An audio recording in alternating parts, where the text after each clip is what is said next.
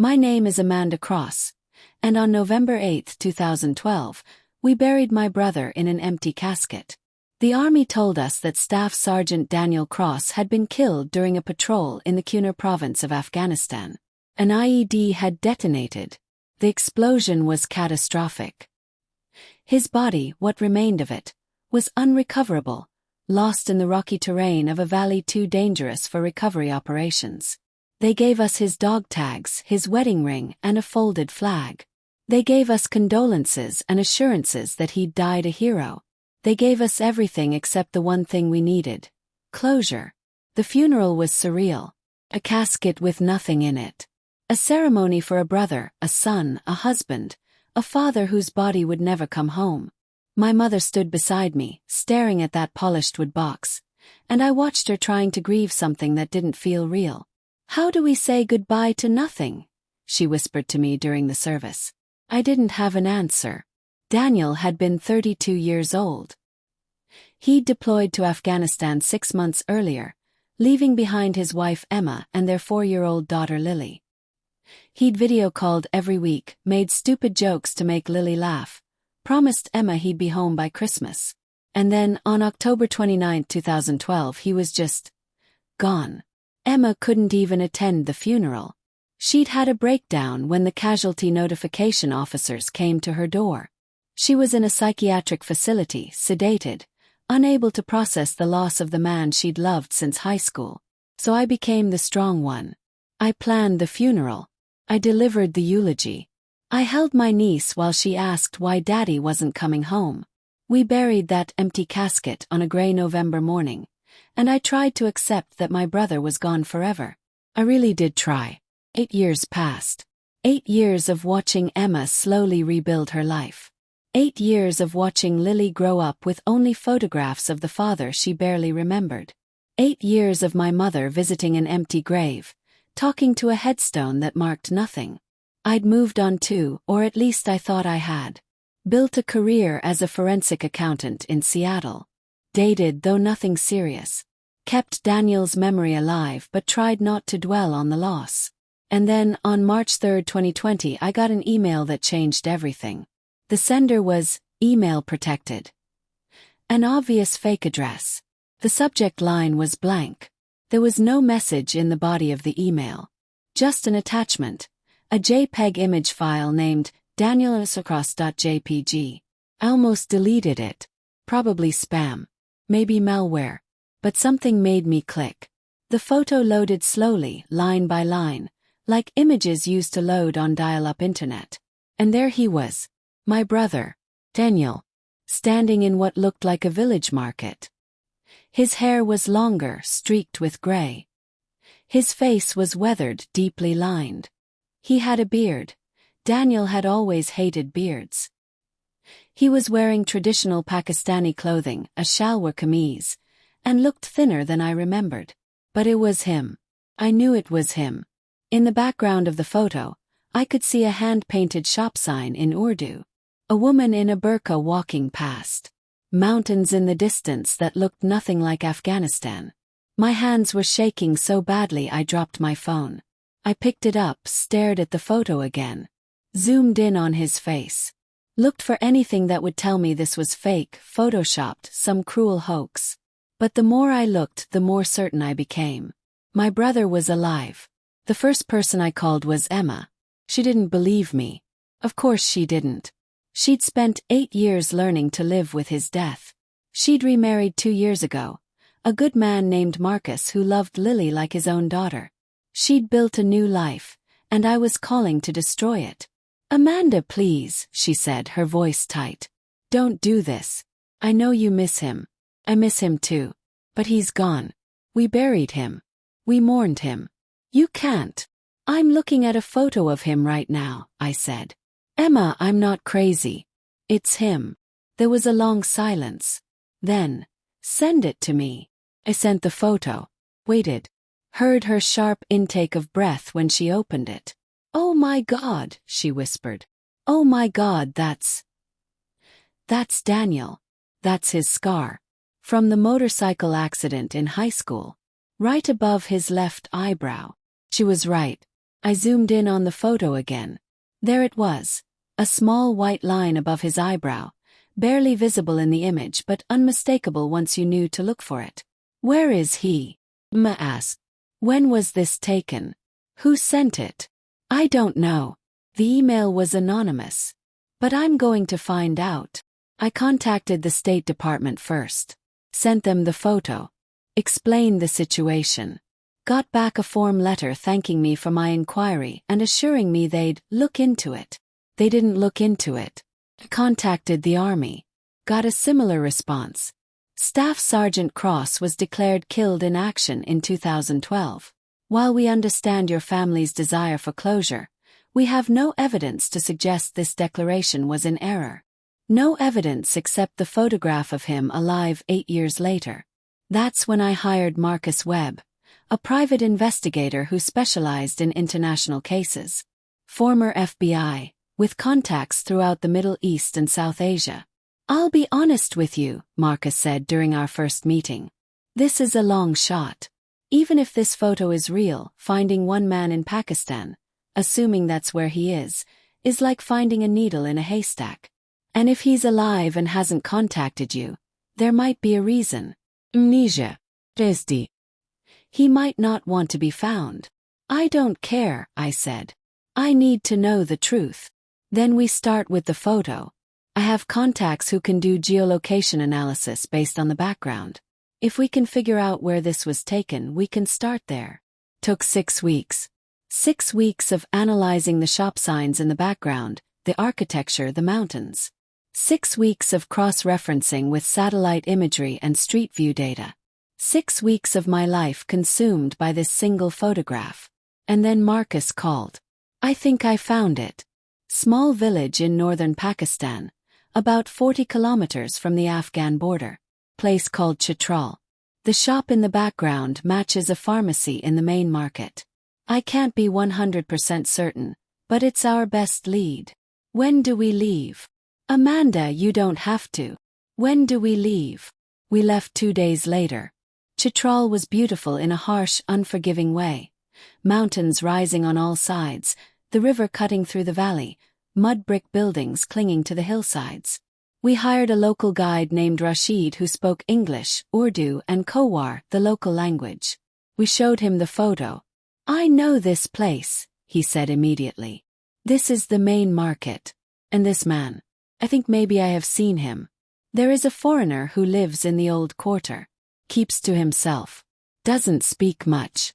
People call him the quiet one. My heart was hammering. Can you take us to him? I can take you to where he lives. But I cannot promise he will talk to you. He does not like visitors. Rashid led us through narrow streets, past children playing cricket, past women carrying water, past old men sitting in doorways watching us with suspicious eyes.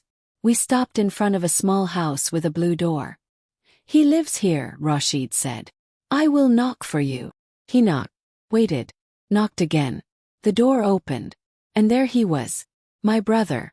Years older. Face weathered by sun and hardship. Eyes that looked at me without recognition. Yes, he said in Khowar. Rashid translated. I couldn't speak. Couldn't breathe. I just stared at him, at this man who looked like Daniel but seemed like a stranger. Marcus stepped forward. Sir, do you speak English? The man, Daniel, shook his head. We're looking for Daniel Cross. American. U.S. Army. He went missing 8 years ago. Something flickered across Daniel's face. Confusion. Maybe fear. I don't know this name, he said through Rashid. I am sorry. You have wrong person. He started to close the door. Wait. I finally found my voice. Please. Just look at me. Please. He paused. Looked at me directly for the first time. I pulled out my phone, showed him a photo from before he deployed. Him and me at our mother's birthday party, arms around each other, both laughing. He stared at the photo. His hand came up to his head, pressed against his temple like he was fighting off pain. I don't. His English was broken, rusty. Who are you? I'm your sister, I said, tears streaming down my face. Your name is Daniel Cross. You're from Ohio. You have a daughter named Lily. You were declared killed in action 8 years ago, but you're here. You're alive. And I need to understand what happened." He looked at me with eyes full of confusion and something that might have been fear. "I don't remember," he whispered. "I don't remember any of this." Took 3 days. 3 days of sitting with him, showing him photographs, telling him stories. 3 days of watching him struggle to recognize faces, places, memories that should have been his but felt like someone else's life. Slowly, fragments emerged. He remembered the explosion. Being thrown from the vehicle. Pain beyond description. He remembered waking up in darkness. Being moved. Voices speaking a language he didn't understand. He remembered being held somewhere. A room with no windows. Men with guns. Being questioned in broken English about things he didn't understand. And then, nothing. Blank spaces where memory should have been. "I woke up in a hospital," he said. His English improving as more came back to him. "I think, Pakistan. Someone found me on the side of a road. I had no identification. No memory of who I was. They treated my injuries, but I couldn't tell them my name." "How long were you in the hospital?" "Months. Maybe a year. I don't know. Time was strange. When I was well enough to leave, I had nowhere to go. No money. No identity. A local family took me in. Gave me work. Called me David. Because I couldn't remember my real name." "You've been here for 8 years. And you never tried to contact anyone." "Contact who?" His voice broke. "I didn't remember anyone. I didn't remember my own name. Ed. I still have dreams. Faces I think I should know. But they're like smoke. I can't hold on to them." I showed him a photo of Emma and Lily. He stared at it for a long time. "The little girl. I've dreamed about her. She's older now in my dreams. But I couldn't remember. I didn't know she was real. She's your daughter. She's 12 now. She thinks you're dead." He closed his eyes, tears sliding down his weathered face. "I have a daughter. We arranged for medical evaluation at a hospital in Islamabad. DNA testing confirmed what we already knew. This was Daniel Cross, declared killed in action in 2012, living in a small Pakistani village with no memory of his previous life. The doctor said his amnesia was likely caused by traumatic brain injury from the explosion, possibly compounded by torture or severe trauma during his captivity. They said some memories might return over time. Others might be lost forever. Bringing Daniel home was a bureaucratic nightmare. The army had declared him dead. His legal status was complicated. Was he still active duty? A deserter? How do you process the return of a soldier who's been dead for 8 years? It took 4 months of legal wrangling, but eventually, Daniel Cross officially came back to life. We flew him home in July 2020, right in the middle of the pandemic. Emma and Lily met us at the airport. Lily was 12 now, shy and uncertain, meeting a father she'd been told was dead her entire life. "Hi," Daniel said, crouching down to her level. I'm Daniel. Your dad. I don't remember you, but I've seen your picture. You're beautiful." Lily looked at Emma, who nodded encouragement. "Do you remember anything about me?" Lily asked in a small voice. "I remember loving you," Daniel said. "I don't remember the specifics. But when I look at you I feel it. Does that make sense?" She nodded. Then, slowly, she stepped forward and hugged him. "Daniel lives in Ohio now, near our mother. He has his own apartment. Living with Emma and her new family would have been too complicated, but he sees Lily every weekend. His memories haven't fully returned. Probably never will. He remembers fragments, moments from childhood, pieces of his military training, flashes of the explosion. But 8 years of his life are just gone. He's learning to be okay with that. Learning to build new memories instead of grieving the lost ones. He's going to school to become a carpenter. Says working with his hands helps quiet his mind. Says creating something real helps him feel connected to the world. Lily is 14 now. She video calls him every night, tells him about school, about boys, about her dreams. They're building a relationship from scratch, which is weird and awkward and sometimes painful, but it's real. The army gave him full benefits and a medical discharge. The investigation into what happened is still ongoing. How did he survive the explosion? Who held him captive? How did he end up in Pakistan? We may never know all the answers. But he's home.